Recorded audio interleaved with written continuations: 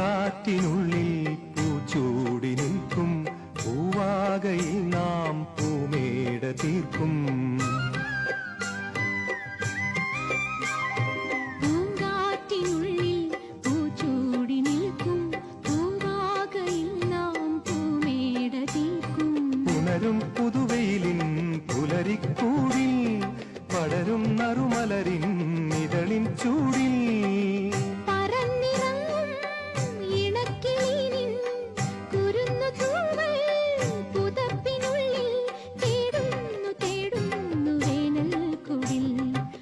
മധുഗണം ഒരു പരിമളം ഒരു കുളിരല ഇരു കരളിനും പൂക്കാലം വന്നു.